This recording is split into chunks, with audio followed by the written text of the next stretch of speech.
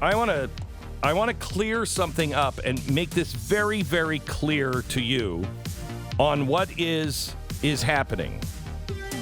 The Biden administration has seemingly caved somewhat on the IRS snooping provision that they have been pushing, getting reports on accounts that have an inflow or outflow of $600 or more. That's a provision that would basically give them the ability to look at everyone's account.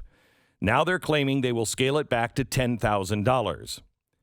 But that's $10,000 over the course of the year.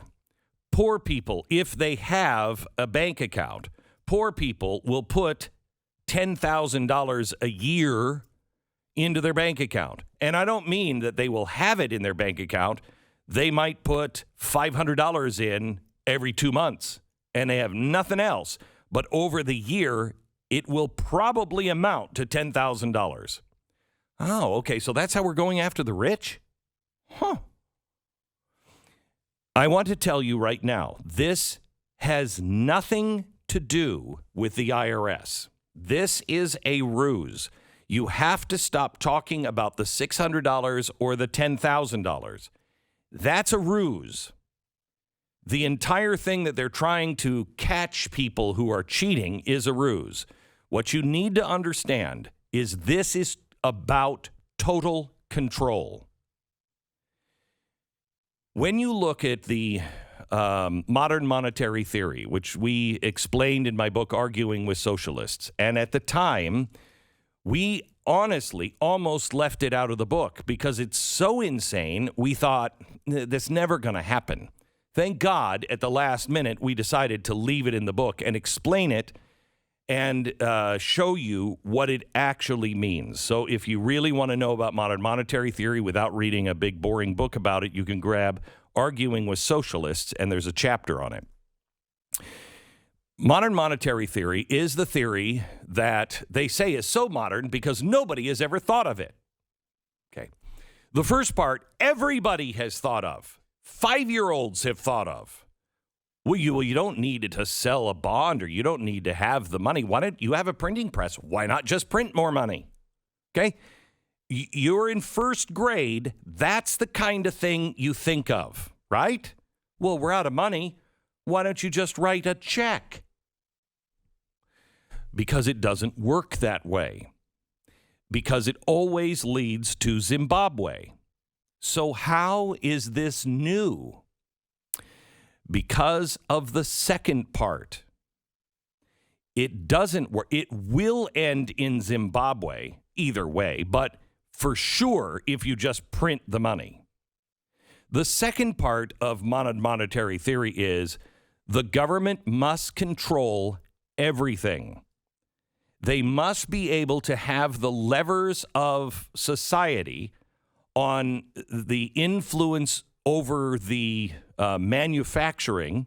So in other words, they can say if cars are just becoming way too expensive because too many people are buying cars, they can first go to the manufacturer and say, make more cars. And they will do it. The other thing they do is they have control of your finances. So let's go to you and your finances. Are you a critical employee? Are you a critical worker? We know who's critical because of COVID in the first 15 days to flatten the curve. Who went into work and who did not go into work. If you're deemed a critical employee, let's say gas is now $10 a gallon.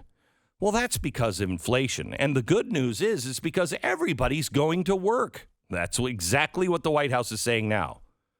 It's because there's more demand, and that's a good thing. So then with modern monetary theory, how do you stop the gas price from going up? You lessen the demand. And so they have control over your credit cards. They know what you're spending, where you're spending. So you're not a critical employee. You stay home now. You just have to stay home. For the next few weeks until we get gas prices back down, you can't drive your car. That's the way this works. This is not about $600 or $10,000. This is about modern monetary theory of being able to control everything. If you think I'm wrong, why are you listening to the show? At this point, honestly, go listen to a show that's going to tell you what you want to hear and will make you just think that everything is sunshine and lollipops. I am at the point that I think Franklin was. Franklin said at one point, I can't go to parties anymore. I can't talk to people who aren't serious. The times are too serious. And I cannot spend another minute surrounded by fools.